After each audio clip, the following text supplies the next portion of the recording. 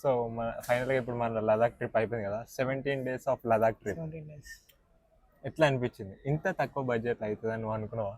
అనుకోలే, ఎక్కువనే అవుతుంది అనుకున్నారా? ఎంత అయింది ఇప్పుడు మన బడ్జెట్? ఎవరి లెక్క చూడాలి, ఇంకా బడ్జెట్ calculate ఇంకా లెక్క చేయలే. కానీ అఫోర్డబుల్ అయిందని అనుకుంటున్నాను.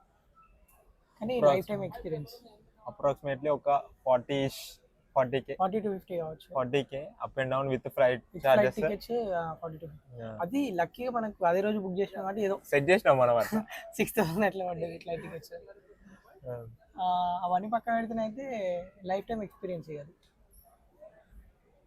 ఇంతమందిని కలిసినాం. Starting Manali first day Manali వెళ్ళినప్పుడు అయితే అసలు అంటే యాక్చువల్ ఎటు పోతాం అనేది తెలియదు. మేము స్పిటి వ్యాలీ అనుకున్నాం. అసలు యాక్చువల్గా ప్లాన్ చెప్పాలంటే సాయికిరైంది సోలో ప్లాన్. ఆ సోలో ప్లాన్లో నేను యాడ్ అయినా.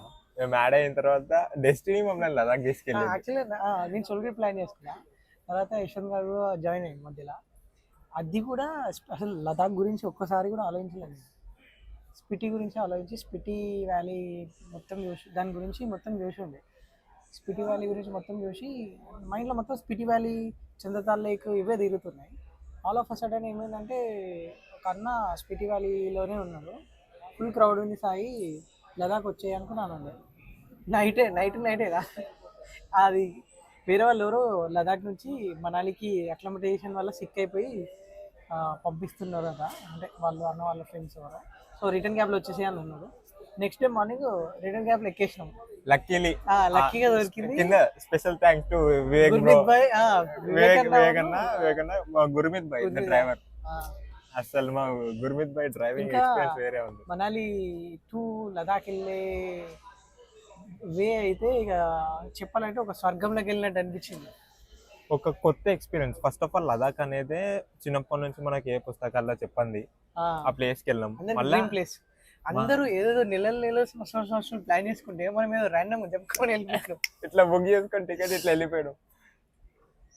మెయిన్ ఏంటిదంటే మనాలి నుంచి లేక్ వెళ్ళే రోడ్ ఏదైతుందో అది అసలు వర్ణించలేనిది. క్రేజీ. అసలు నీకు 2500 టికెట్ తీసుకొని డే అంతా ఫ్రీగా వ్యూస్ చూసినట్టు అనిపించింది.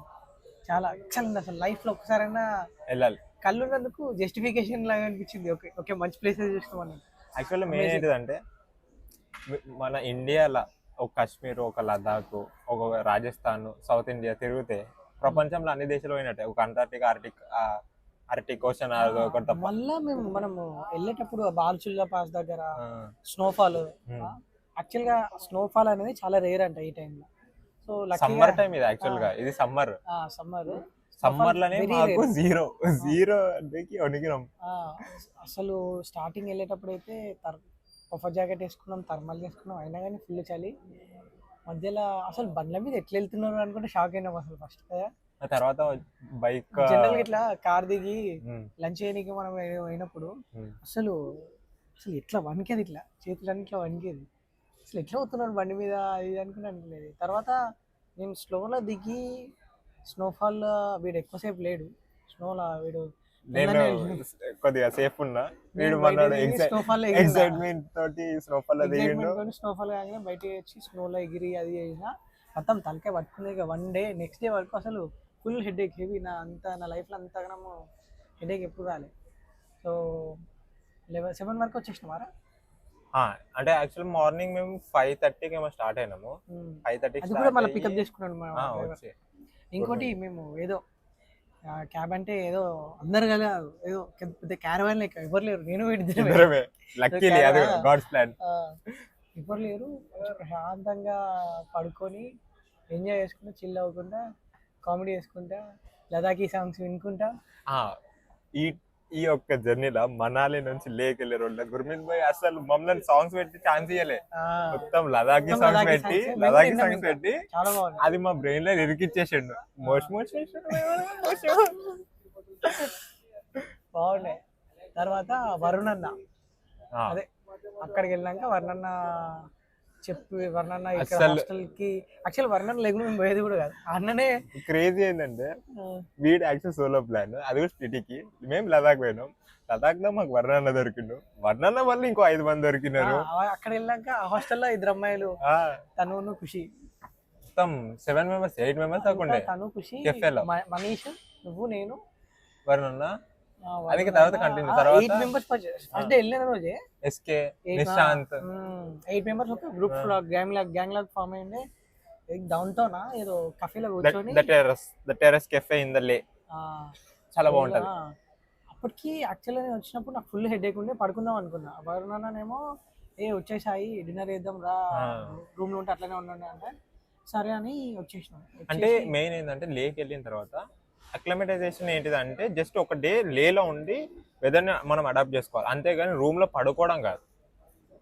లేలో తిరుగుతే యాక్చువల్గా ఏంటంటే గవర్నమెంట్ రూల్స్ ప్రకారం కూడా వెబ్సైట్లు ఉంటాయి ఏంటంటే 24 to 48 hours అక్లమటైజేషన్ ఉండాలి.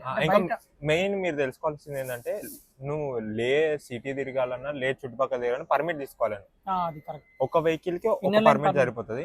మేము ఏదో లోకల్స్ తో తిన్నాం కాబట్టి స్టార్టింగ్ నాకు అర్థం కాలేదు, కానీ తర్వాత మేము బైక్ చేసుకొని తిరిగినప్పుడు ఏ ప్లేస్కి వెళ్ళినా కానీ ఇంటర్ లైన్ పర్మిట్ అడుగుతున్నారు. పర్మిట్ ఎందుకంటే జస్ట్ మన డీటెయిల్స్ తెలుసుకోవడానికి. పర్మిట్ ఏంటంటే ఎవరెవరు వస్తున్నారు అంటే మన ఇన్ఫర్మేషన్, ఎందుకంటే యూనియన్ టెరిటరీ మొత్తం ఆర్మీ వాళ్ళు ఉంటారు కదా, సో ఆర్మీ వాళ్ళకి మన ఇన్ఫర్మేషన్ వెళ్ళడానికి సో అట్లా.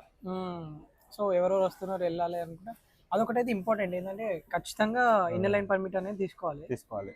సో ఏది 400 రూపీస్ ఏ లొకేషన్ పోయినా కానీ 400 రూపీస్. మేము ఏదో ఒక్కొక్క లొకేషన్కి ఒక్కొక్క రేట్ అనుకున్నాం స్టార్టింగ్, కానీ అన్ని లొకేషన్ టిక్ చేసినా కానీ 400 రూపీసే. సో ఫస్ట్ డే వీళ్ళందరూ పరిచయం అయినాక అక్కడ కూర్చొని మాట్లాడుకొని పరిచయం చేసుకున్నాము. తర్వాత నెక్స్ట్ డే లే హాస్టల్కి వెళ్ళిపోయినాము. అక్కడ కొంచెము నేను ఒక 1 డే కొంచెం సిక్ ఉండే, మైండ్ మొత్తం హెడేక్ వచ్చిండే. స్నోలో దిగడు కదా, దాని ఎఫెక్ట్ లేక్ వచ్చినాక పడ్డది.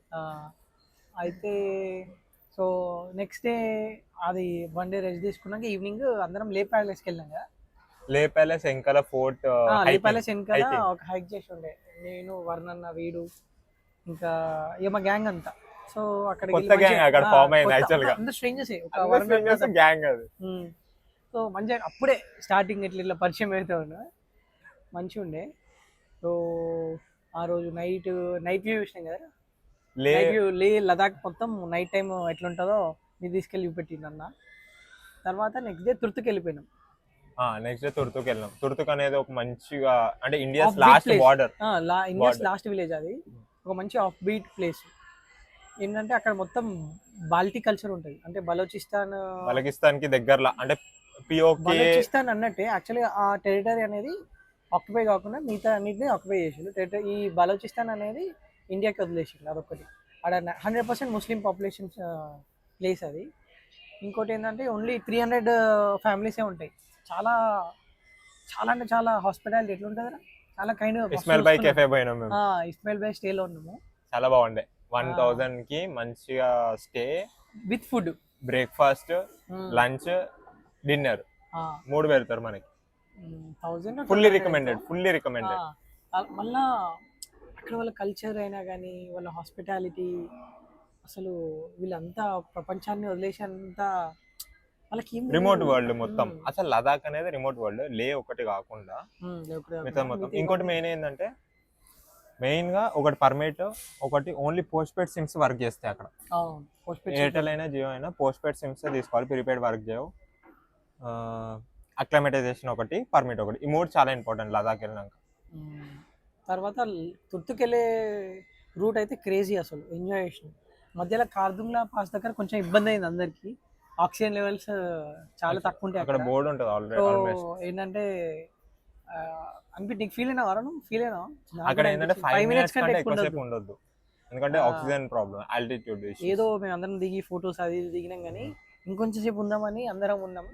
ఒకటేసారి కార్ ఎక్కగానే ఇట్లా జుమ్ అనేది దిగినట్టు అనిపించింది నాకు, విని కూడా అనిపించింది. అంటే ముందే ఒకసారి స్నోలో ఆడింది కదా, అదొకటి కంటిన్యూషన్. మళ్ళా సార్ కి థ్రోట్ ఇన్ఫెక్షన్ ఉంది, అప్పుడు మనాలి వచ్చినప్పుడే దగ్గు జలుబు ఉండే కొంచెం, అది కూడా ఉండే కొంచెం. మళ్ళీ కార్దుంగ్లా పాస్ దగ్గర కొంచెం ఇబ్బంది అయింది, కొంచెం ఏదో నిజం చెప్పాలంటే ఏదో హార్డ్గా బ్రీతింగ్ తీసుకున్నట్టు అనిపించింది. సో కొంచెం ఉండేసి కార్లో ఎక్కినాక కొంచెం లో లైన్కి వెళ్ళిపోయినాం. ఇంకా తుర్తుక్ అనేది లో ఆల్టిట్యూడ్లో ఉంటుంది. సో తుర్తుక్ వెళ్ళిపోయినాక సెట్ అయిపోయింది. తుర్తుక్ చాలా బ్యూటిఫుల్ ఉంది. ఈవినింగ్ వెళ్ళగానే అక్కడ ఒక మంచి గ్రీనరీ ప్లేస్ ఉంది, వెనుక క్రాప్ ఫీల్డ్స్ ఉండే. సో చాలా ఎంజాయ్ చేసిండు. అదే క్రిష్ సినిమాలో ఉంటుంది చూడు, క్రిష్ ఆమ్ అదే సునాओ ప్యార్ కి ఏ एक కహాని కహానీ. ఆ షూటింగ్ అక్కడే తీసినట్టు అనిపించింది. అట్లా చుట్టూ మొత్తం mountains, greenery, water, water falls. కొంచెం ముందు పోయినా అనుకో border, POK, Pak Pakistan occupied Kashmir, Pakistan occupied Kashmir. Baltistan. So ఆ రోజు ఈవినింగ్ అక్కడికి వెళ్ళాం. నెక్స్ట్ డే ఏం చేసినామంటే అక్కడనే ఉన్నాము. దాని తర్వాత సన్సెట్ పాయింట్ చూసినాం మానెస్ట్రీ దగ్గర, హైక్ అదొక 4 kilometers హైక్. నెక్స్ట్ దాని డే తర్వాత నూబ్రా అక్కడ 2 days ఉన్నాము. తుర్తుక్లో 2 days స్పూన్ తయారు చేయించుకున్నాం. స్పూన్ తెచ్చుకుని వాళ్ళ మొనాస్ట్రీ, తుర్తుక్ మొనాస్ట్రీ సూపర్ ఉండే అసలు. అక్కడ నుంచి వ్యూస్ అయితే క్రేజీ. ఇక్కడ ఉంది ఏంటంటే ఒక ప్లేస్కి వెళ్తుంటే అక్కడ ప్లేస్ కాదు, ప్లేస్కి వెళ్ళే జర్నీ అనేది క్రేజీగా ఎంజాయ్ ఉంటుంది. చాలా the views of Ladakh wonderful అసలు. యాక్చువల్ గా ద వ్యూస్ అసలు ఆఫ్ మేము లదాఖ్. మనం తుర్తుకు పోయే వే ఎట్లుండేరా, క్రేజీ అసలు. అసలు ఏంది ఈ ప్లానెట్కి వచ్చినామా లేకుంటే ఏదో వేరే ప్లానెట్ ఉన్నాం అన్నట్టు అనిపించింది అసలు. అంటే సత్యంలో ఎప్పుడు అనిపించింది. చూడని స్టేట్ కదా, ఎప్పుడు చూడని ఇట్లాంటిది చూడని స్టేట్ యాక్చువల్. అంత పెద్ద మౌంటైన్స్, మళ్ళా స్నో, Snow. వెదర్, విండ్ అయితే ఆ. చెప్పలేం. విండ్ ఒకటి ఏంటంటే మేము ఈ 18 days అనేది 17 days 17 days ట్రిప్లా మేము చూడనేది లేదు.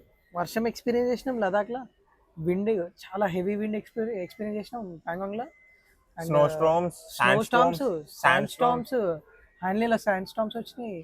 ఇంకా స్నోఫాల్, విపరీతమైన ఎండ కూడా, ఇంటెన్స్ హీట్ మధ్యాహ్నం ఆ టైంలో. అంటే యాక్చువల్గా ఏంటంటే మేము అలవాటు పడిపోయినాము అలవాటు ఆ సింగిల్ డిజిట్ కూలింగ్నెస్ కి అలవాటు అయిపోయినాం. 7, 8, 4, 7. మార్నింగ్ 4 ఉంటుంది, మార్నింగ్ 7 ఉంటుంది, నైట్ 4 ఉంటుంది. ఒక్కొక్క ప్లేస్లలో 0, -2, -10 అట్లా ఉంది. మేము ఆ వెదర్ బాడీ అలవాటు అయిపోయిన అడాప్ట్ తర్వాత అయిపోయింది. ఎండ రాగానే 11 అంటే సమ్మర్ అంటే 11 అక్కడ. ఆ 11 కి మాకు కూడా ఎండ కొట్టేసింది ఆ టైంలో. ఎండ కొట్టేసి మొత్తం ఇట్లా. చెమటలు. యాక్చువల్గా ఏంటంటే లదాఖ్ వెదర్ అనేది ఎవరు ప్రిడిక్ట్ చేయలేదు. ఆ. ఏదో మనం ఉడకపోస్తుందని టీ షర్ట్ వేసుకున్నాం అనుకో ఫుల్ చలేస్తుంది, అప్పుడే గాలి, చలేస్తుందని షర్ట్ వేసుకున్నాం అనుకో పఫ్ జాకెట్ విండ్ ఎఫెక్ట్ అంతా. అసలు ఏమవుతుంది. అందుకని అందరు ప్రిపేర్డ్గా ఉంటారు ఎప్పుడు. వాళ్ళందరూ స్వెటర్, రెయిన్ కోచ్ కూడా తీసుకుంటారు ఎప్పుడు. ఎప్పుడు ప్రతిదానికి ఏమంటారు రెడీగా ఉంటారు. ఎప్పుడు ఏమవుతుందో తెలియదు అక్కడ. ఏదో నార్మల్గా కూర్చున్నట్టు ఒకసారి మేము ఆ రోజు కఫేలో ఫాస్ట్ అదేంటి ఫుడ్ కోర్ట్లో కూర్చున్నాం. నార్మల్గా చలి వేస్తా లేదు, ఉడకపోస్తుందని టీ షర్ట్లు వేసుకొని వచ్చినాం. ఫుల్ గాలి, చలి వణుకు. ఫుల్ గాడుపుదు అన్నాం. అసలు మాకు చాలా ఇబ్బంది అయింది. ఆ రోజు అర్థమైంది ఎప్పుడు పఫా జాకెట్ అనేది తీసుకొచ్చుకోవాలి. పఫా జాకెట్ ఏదో ఒకటి. Safety is most important. Food కూడా బాగుంది. స్టార్టింగ్ కొంచెం అలవాటు కానీ కష్టం పడ్డది. తుక్క తిన్నాము, తుక్క బాగుందిరా. ఆల్మోస్ట్ బడ్జెట్ లో కంప్లీట్ చేసుకున్నాం. ఎట్లా అంటే morning max chapati with egg bhurji. Egg bhurji అంటే మళ్ళా క్యాలరీస్ లో ఎక్కడ తక్కువ లేదు. ప్రోటీన్ కి ప్రోటీన్ ఉండాలి, క్యాలరీస్ ఉండాలి, ఫైబర్ ఉండాలి. ఎందుకంటే ఎనర్జీ కోసం స్టార్టింగ్ అంతా ఇదే ఎగ్ బుర్జీ. మెయిన్ ఏంటంటే వాటర్. ఇది వాటర్ చాలా ఇంపార్టెంట్. మెయిన్ ఏంటంటే నువ్వు ఏం చేసినా అయిపోయినా వాటర్ బాగా తాగాలి. వాటర్ బాగా యాక్చువల్లీ ఏంటంటే ఆ ప్లేస్లో బాడీ అనేది చాలా డీహైడ్రేట్ అయిపోతుంది. సో వాటర్ బాగా అయినా అనుకో నీకు కొంచెం హైడ్రేట్ అయ్యి ఆ వాటర్ నుంచి మనం ఆక్సిజన్ వస్తుంది. నేను లిటరల్ ఎక్స్పీరియన్స్ అయినా. నాకు అన్న అదే చెప్పి అందరినీ వాటర్ తాగాలి. ఇప్పుడు ఇట్లా తిన్నారా మనం ఒక సపరేట్ బాటిల్ మనకంటూ మనం తెచ్చుకున్నాం అనుకో, మనకు ఒక కౌంట్ ఉంటుంది ఎంత తాగుతున్నాం వాటర్ ఏంటిదని. అక్కడ మీకు ఏడ వేస్ట్ వాటర్ అనేది ఉండదు. ప్యూర్ అంటే ప్యూర్ వాటర్. అక్కడ అదేదో మోర్ నీళ్ళలా ఉంది కానీ అదే ప్యూర్ నీళ్ళు. అంటే అసలు ఎక్కడ కూడా ఇంప్యూరిటీ అనేది లేక ఇంత నీట్. ప్లాస్టిక్ కూడా ఎవ్వరు పడేయరు. చాలా నీట్గా ఉంది ప్లేస్. చాలా నీట్గా పెట్టుకుంటే మళ్ళీ వాటర్ కూడా ఎక్కడన్నా మురికి నీళ్ళు చూసినాం ఎంత ప్యూర్ గ్లేజియర్ వాటర్ తాగినాం మేము. ఇంకా హ్యాండ్లీలో మనము అదేంది కేవ్స్ దగ్గరికి వెళ్ళినప్పుడు ఎంత ప్యూర్ ఉంటే వాటర్ తాగేసినాం మేము. మన హైదరాబాద్ లో మనం ఉండి ఫ్రిడ్జ్ లో బాటిల్ పెట్టుకొని తాగుతామా, అక్కడ జస్ట్ ఇట్లా ఫ్లో అయితే అంత కూల్ వాటర్. చాలా బాగుండే ఎక్స్పీరియన్స్ అయితే.